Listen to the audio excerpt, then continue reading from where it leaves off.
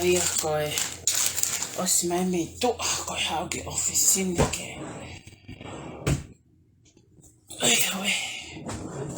ke uia tu motol ko tu kotoa pe fiema'u ke mo hau ki hen he aho tonaki koe aho ua ia o e pelegini faka'uaki pe moe tupe o mo tupe ku fiema'u ke whai kai ngaue ke ai ke totong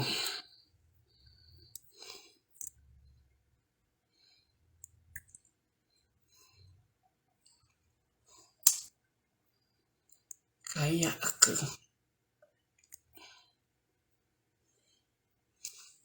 o se mai me kai kau ngaue atu ko kehe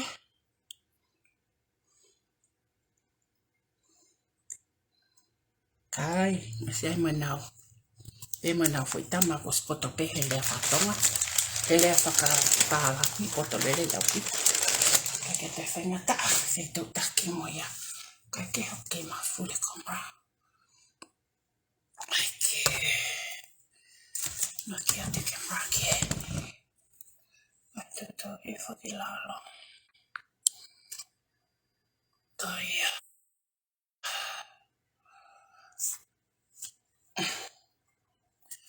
ai aquí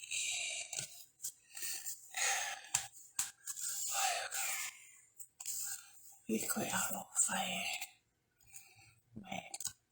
me ako ngau tino kai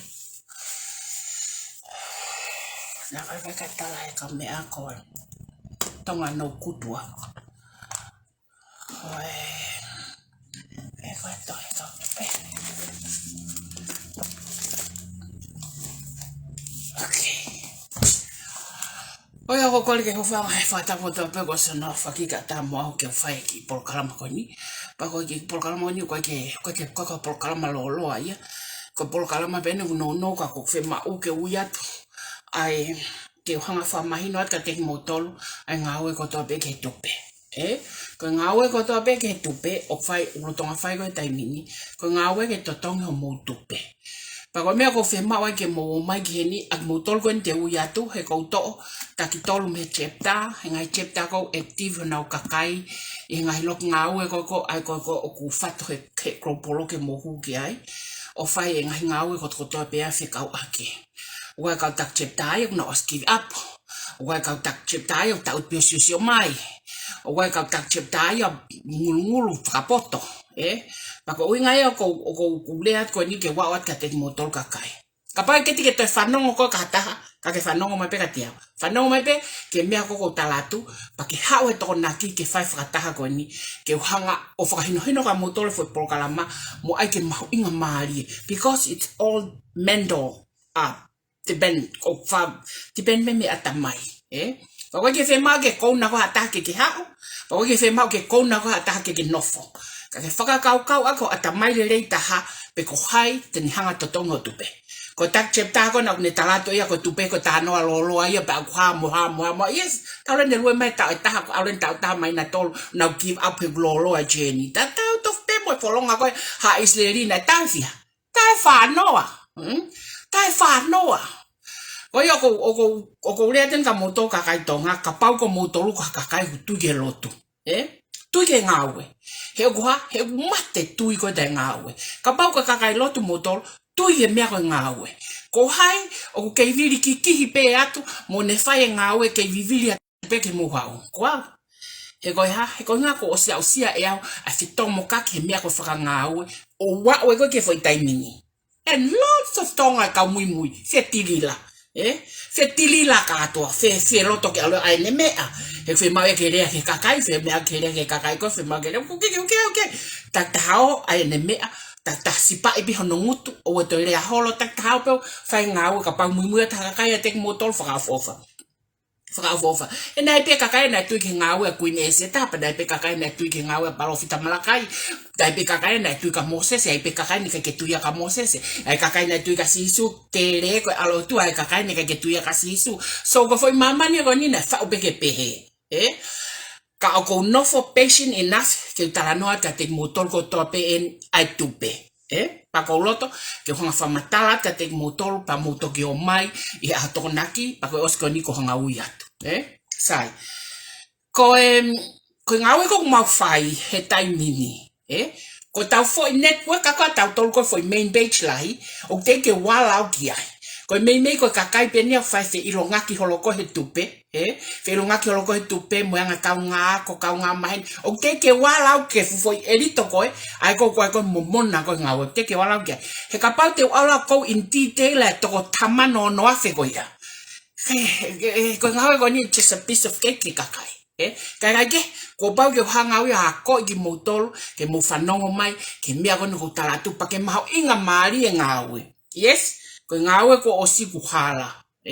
ko hala pena ia ngai me afaka teknikale pena ia ngai me afaka sainisi pena ia mo kau ka na totolo holo heni pena ia mo kakai na o mai pesio kana tolo pena ia mo kakai na o tana ki mama ni furipe enemi ngawe faka huma ki loto pena sere kakai keke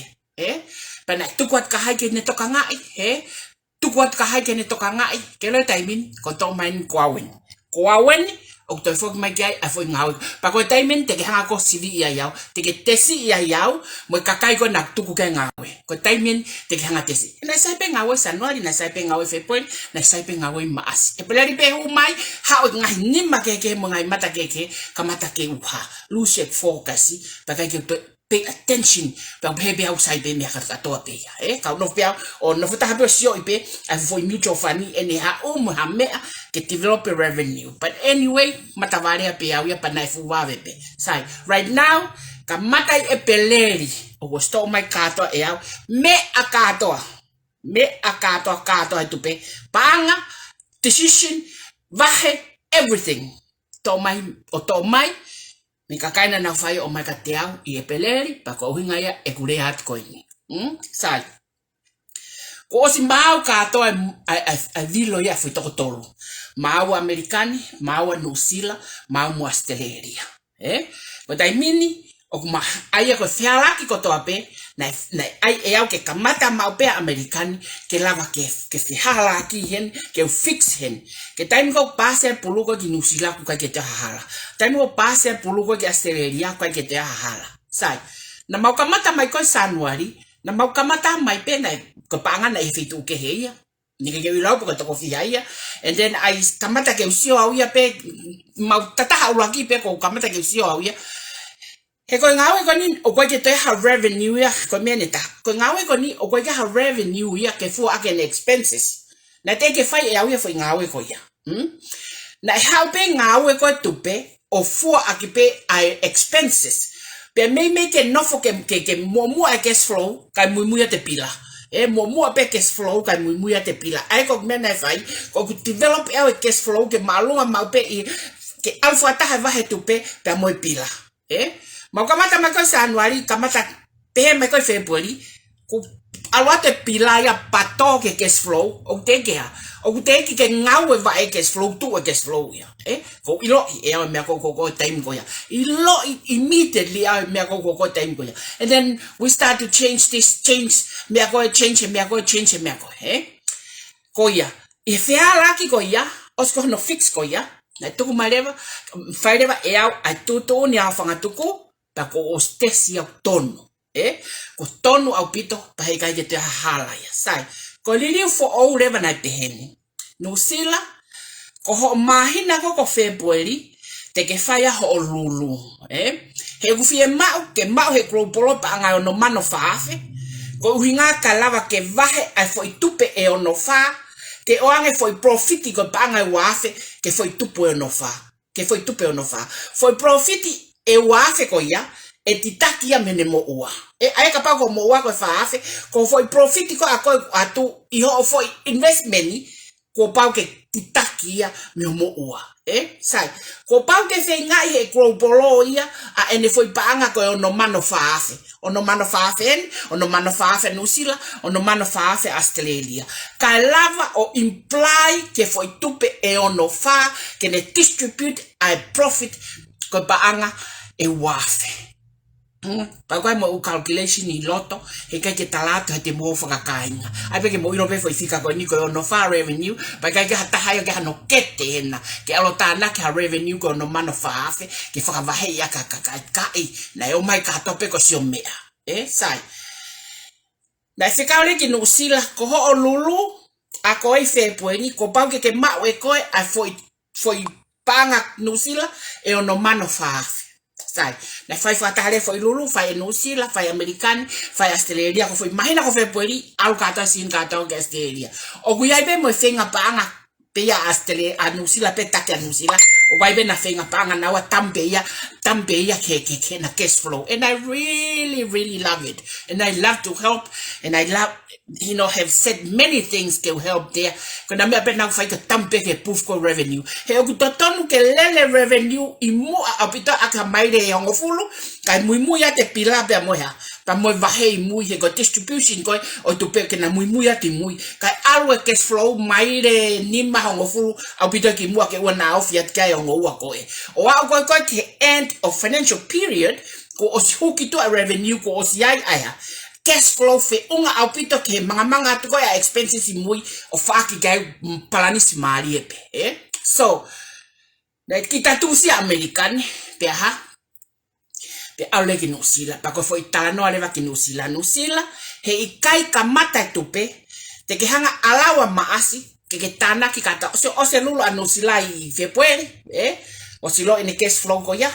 ko ne me ale fai ko ne tanaki ene tupe I maasi tanaki kato ene foi tupe no fa I maasi lere mai o tau ke hui ke faka'ausi one lere mai ko tau ke hui ke faka'ausi ko mau cash flow pe mau pe mau mo totonge tupe pe toki kamata re vai pa toki kamata re vai ko mai le yasia ko mai le ni ma pe mai le ngofulu o tuku watu ke revenue ke luai mua ka toki nga eke at expenses imui pag mo fanong mai ngau ta sio mutu mai kona ko siat ai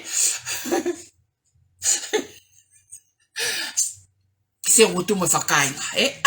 aya koia ko tonu anusila kamata vai anusila he abalu kamata vai anusila iyo ko femeneta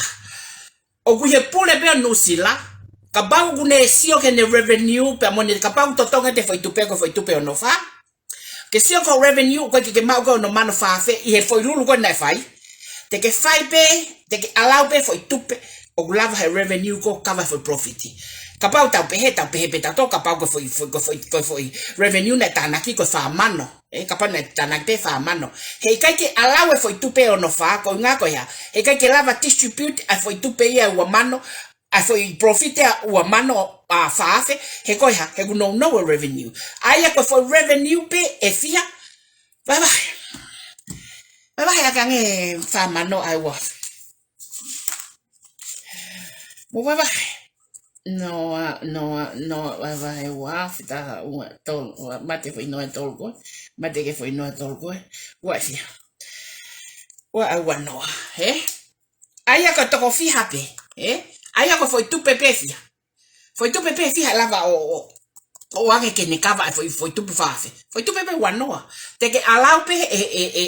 ofa ai foi tupe pe wanoa o kapau ko fa mano pe umao he ke awe ke no fa foki le vai tupe kakai tran komo sirini ena kataki to fenga mahina ko ofa ko foi tem ko le ofa le foi mahina tol o le americani foi mahina tol sa no alfe por masi pa ko mau epelerian ko mau tolo no kamata ko ne taimini mau kamata mahina katu aya ko silini ko to pe o revenue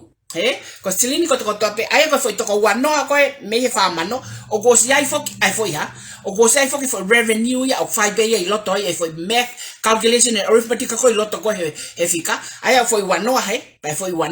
ko foi fa no pe to kakai ko hanga ofa fa va he I foi fa mano revenue ko ma ko I lulu so ko le sieri osmo lulu ale sieri I feia osmo lulu ale sieri I maasi ko me ale le sieri fa he taimini ko ne siofi ene revenue ko tanaki fatahaya te lulu ko na mautol fatahaya monusila aveat kiai fatahai ko mere le sia fa he foi mahina ko epeleri ko ne no fa le sia de tanaki ka to ne tupe foi tupe ono fa, One foi tupe ono fa ko ako tu ko a hono ko me ko vahereva ai foi toko ono fa ko are seri, Mahe ko ya ko osia os mau revenue os mau me paanga o tupe cash flow la vale determine ko toko fiha e vahe instead o tana ki fukakai lau fia o mato ki kuki ka to ai loto he pa o ke a vahe ko ke ilo peko fet tuli ko na no me ai ko nga ko ya ka ke ilo peko fet tuli ko na no me ko ha ko fusini ko in ka to ki loto ke o ti stupid ke kakai now go ha ko lava ilo Tilila Pak bos mahino mea o fa, Pak ole seri ko ni mau pe le seri ko tamai lila, he ka kilava ai no fa ya. Mau to ni mano pe ai, Ko to ni mano pe ai o fata tau ke fo ivi ngaue, mo distribution profit ko o fai ko he tupe. Sai. Ko se ka waken mo ngai lok ngaue, mo tolu ko o stuki tua, Na mo hu mai ke lok ngaue. Ko uhinga ho mo mai ko ke lok ngawe o ko lau ko pehe ko o mo to mai pe ke mo to tong mo tupe mo to mai pe o mai sirin ke mo to tong mo tupe ka ke se mai gen o ke ha ori mai pa anga wanima pe ke ha ori mai pa anga ni manoa pe ke ha ori mai pa anga teau to ta mahina ko ri mai sirin ko ya pa ba wanga le ma to provide ai koloa sai Ko koloa ko no teu ke fai lulu te to ya ot ka te o mai no velio. O teu ke fai lulu I aho tonaki ko ni he aua tonaki ko ni. Ko lulu ya American ka ko lulu American ko ya ko hanga American ya to o mai ne koloa pa ilo ile American ko to ton kia ne insurance o to ton kia ne protection ke risk Dangare American create I foi lonico, I foi silinico ni. Aya ko panhangare va ui mone komiti lulu, ha one komiti lulu na to noa, ngo full me Australia, ngo full me New Zealand, ngo full me American, na I loki lulu. Ko na fatongia, ko distribute pe foi tikite pe ko o assign Americani ke tu taha pe mahina. I go fai ko tonaki. Ai lulu go ya. O ku hona fatongia foi to hongo full foi to noa ko ya ko na distribute pe ai foi fika os frangata pe americania ko foi fika tikite engata pe foi fika ko e ka ke to over engata pe pa mau takifiha pe foi tikite si pe o mau distribute ko mau ngai fereni mo mau ngai family mo mea ko sai ko tikite ko ya pa ngati au america kamo fanongo me ke pare ko pare ko ngafi woni osiono afrika fa ngafi ko ni o futeval Pako ngafi ko ni ko ngafi mo oni molui. O gosi he panga pe ono afeke panga tahmano ai ngafi. Fala fute wanoa hinehina eta ko fala ko ya osfiha mo osia pe ilo no mawinga mahalo fire ti fa afi ni mafi fala ko ya. Fala tahanima hinehina o mo osia po ilo ofia ya. Fala tahanima hinehina o mo osia po ilo ofia ya. Koe tonga fute tahawa, niti ko niti o king size, ko niti American was ni mangiau, a niti alwaki o lunga, niti panga fikavalo, niti to niti. Ko koloa kato ko fatahai kato he krobolo kato ko ya. O over he wa mano, and you come with your $100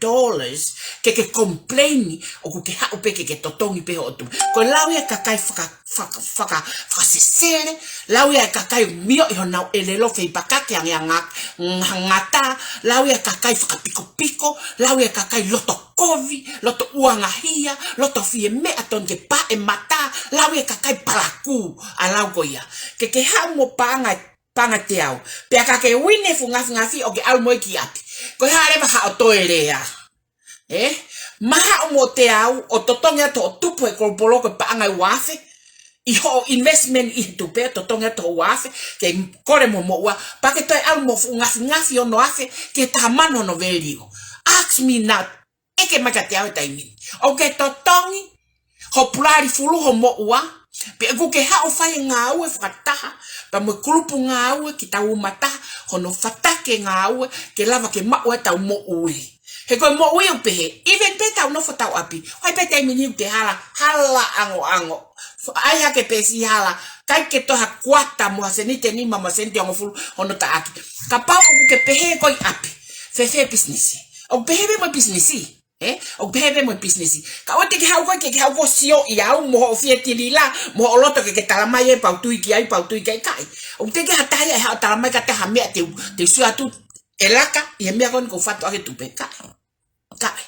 kai ke ko tawa fe ki ai ko uhinga ko fa matala te mea ko ni o fai aki ko ngawe taimi ko uhinga ia o mo ha ka fakafonu ko i ngahi loki ngawe ko fai ki lulu pa ngai wanima talat ke o mai ho pa ngai wanima ko pare ko ia ko falafia no tanaki mai ai mea ko ia pa o mai pe sirini ko to tuku o ko mai pe o ki wanima pe ko ki te au he mahina ha mo kakai ke o mai tu kiloto ki ko sirini pe ko ia o ha sirini pe ko ia o vai atu aki aho tupu pa ngai wafe pa to e atu moha pa to atu mo koloa o mau I lulu o mau fuaki not only o more ai pe mau fa koloa wa mano ma tol ko ke to ya mau me ai ka ko uhinga o mau atu we have to spend money to make a little bit money ke lava ke distribute the profit and that's the law kola you need to spend money to make money you cannot just sit there o holi pe ke shit tai lava fa hanga o toton ke tautu pe mo ke fai aki ngawe kono winga ia no o mai ki motolo o haka fakahu e ngai lok ngawe pa ko o se ngai au hane o lok ngawe kono sila na lok ngawe tani ma os laku I ka to at kitua to pe lok ngawe am no sila hangofulu pa ko tu ko kakai pete na fai ngawe ko ni o tau ke tepi ko american na lok ngawe tani ma os laku I ka to kitua to pe lok ngawe valu ka to tana ki ma lok ngawe fo we fa ai tahawa so ko Australia o toko o lok ngawe hango full o teke fusio falele ki Australia ka go tu yo sai pe o ri pe Australia mo ne lok ngawe ko hango full si ko kakai ka to ko na o mai ko kakai o na willing but lava pe kakai ko ya ela pe kakai ko tataki pe ngawe ko ni alo tau ke ko nga ko ki te fema'u taha ya kakai ke tu ko ya wa he ko para ngawe aksio ke au kisune ko fo lok ngawe ni manoa ko holo I fo ne taimini pe ko ngafa ngawe o hange ko blau o teke ala paki me ya me ko la ko fo network ka teke ala ka me tai e when I sit down and talk individual mo kakai o fa hino kana tole me ko no fai o sa ke ngai lo ngawe ka ko mo ua o ka fa tongia ko mau family ko fa tongia ke fa ke mo ui ko fa tongia ke fa now ka mo kwa wen ki hen o tau to aten ki fa hino ki mo tolo ko no hinga ya no hake ki mo tolo ke ngai lo ki ngawe pe kakai fa fu kakai wo ke pe tau po se sio mai mo fa ka mahu hange ko na mau ke mo me ka to ka kai ko filtari o tau filtari ka to kapau tari ko ne ka ki a kilo siri ni fefe tilila na kilo I'm not brag about it papa ko ma ha me fo o ke mo o ke fa me fa ka lato mo fa ma mo ho me ko fa alu you just leave. You cannot just sit there or so ta fa ya me pa ko time ko tu ko ki tu apa ke ko ne tu le fu fefine ya ke ta tu pe fa lo wa ta fa ya me mo ke ta ngawe o li pa ke ta mai ko o ko ki hanga ta tu ko ki tu ke wa ala ta ka ko ka ke no fu pe so fa lo pe no te lo ka ki tu mo to le ke mo ta mo to so fa lo pe mai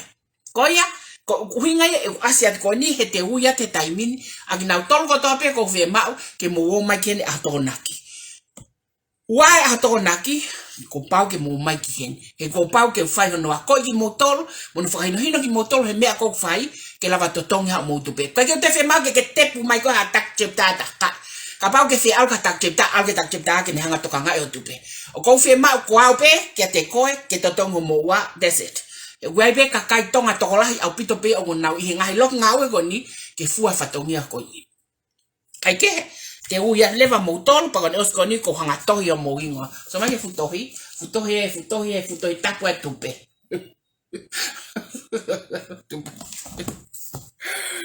sign ko ta pa te tau kamata le mi mi palamount ko palamount aya ko mi ane ta e toki ai taki chepta e ne hanga o talamai ka te au tilila ko mi ane as to tongia fia mo ka ko kai ko te ui ko to e merisi ko laki ko va tau uluki vaiola ko e hoko ko viliami tukuafu hoko ko tui halamaka holika hoko ko elisapesi toki ko to ko faia me palamount me paramount chapter o ko fiema'u ke mo tama ka te ko fika telefoni ko fa no valu hiva noa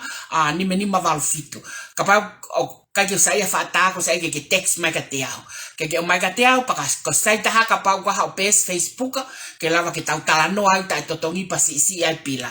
Aia ko paramount o ka va tau ulki vaiola viliami tukuafu tui hala maka holika pe mo Elizabeth Toki Honolulu o kuyaya Maria Onesi o kuyai pe mo api what do you call kotamaline o kuyai mo folau vairea o kuyai mo anaman finao ko kawai o kwa salesi o kwa Maria o kwa salesi Stockton Valley o kwa siafu o kwa Esau Meriame pa kwa mo vake Rino o kwa fine fungavaka o kwa mo moala pasini o kwa mo mereu kulangi o kwa mo seini tuipulotu ko Denver o kwa ya anaseini lomu o kwa ya Heleni fale pe o kwa ya mo church o mele ko Victorville o kwa molonai ko Victorville ko molonai pete de tisaida Victorville he ku kehe ange o kehe au pitope ai fakalele hono fakalele maiko o Victorville ko e molonai so ko hoko mai leva ko taufua ko hoko mai ko Texisi o tatawa Texisi pe mo Victorville o na fakalele pe e Texisi pe mo Victorville chapter pa faiteria pe molonai musane hono file na kakai ko Inland Empire o kwa kavatau kafa o kwa ya taike lolohea o kwa bonfine asi fine ko tokoluia pe me Inland Empire Sen Liendo o kwa fononga naulu o kwa emosione taupaki o kwa mo vaisio vehikite ko Kalia o kwa nepote Tailano o kwa moloveti sime o kwa pa mo ala fo moana ala fo Kapau ko faka'atamai moana ko Kalia ya Paloato o kwa ya siwahala o kwa mo saia taulahi o kwa mo miki kudenpeo pe akuiai pe moneka aipolo ko Pittsburgh o kwa pasa o tatau Victorville Texasi pe mo Pittsburgh e fai delia pe pasa ko hai ha'apai ke fakahuki loto ke kau ihe uluaki me akoni epeleli ko Stockton leva o kuyai liwaki o kuyai mai ngahau o kuyai pe mo taufa'ila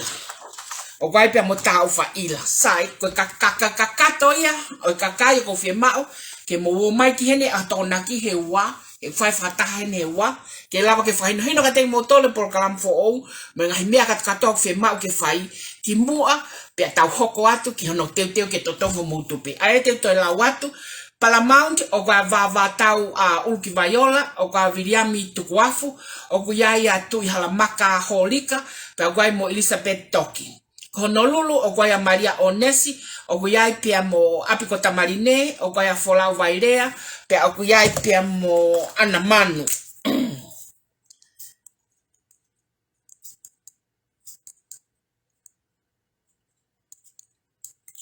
ko Kauai salesi kafuvalu Maria pe mo salesi maile ko Stockton Valley o kwa siafu o kwa Esau Meriame pe kwa le movake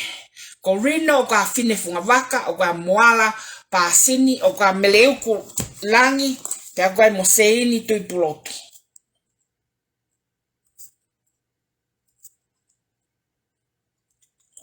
ko Denver o kuyaya anaseini lomu o kwa Heleni fare pe kwa mo church Victorville molonaya tatapeia Texas sane tatapeia Inland Empire o kwa kavatau kafa o kwa mo taike lolohea pe o kwa mo fine Sen Liendo o kwa fononga naulu o kwa mo taupaki o kwa pe mo vaisio vehikite ko Kalia o kwa nepote Tailano o kwa oloveti sime pe mo alafo moana Paloato o gasi wahala saya toko taulahi Mickey Kudenbell neka aipolo. Pitchpek pasata tapea. Stocktoni o galiwaki o kuyai a vaingahau pe gai pe mo taufua ila. Mo tol katoa ko yap ko skoni te to Tongi Facebook a. Hame tama yai ki ke fiema'u ke tama ta ka tiao. O lolo tonga fai ai video tataki. Pekoia ko kinatolu katoa ia o go fiema'u ke mo faka'atamai gen I he ua I he aho tokonaki. Ka ikai ke faka'atamai gen he ua he aho tokonaki pa ke tamai ka tiao ke telefoni o te ke tamai ka ke rak text mai ko hai koe. Ko hoku fika telefoni ko whanoa valo, hiva noa ni menima valo fitu, me iai rewa te tatoki lava tala noa, ko hae mea te tawhai ke lava ke Tongi mo ua mo taha mo ua Tupe sai. Ko kakai katoa ko ni ko na os katoa na tolo lere o tau ki siulai, e humai rewa te foi patuni peheni I siulai,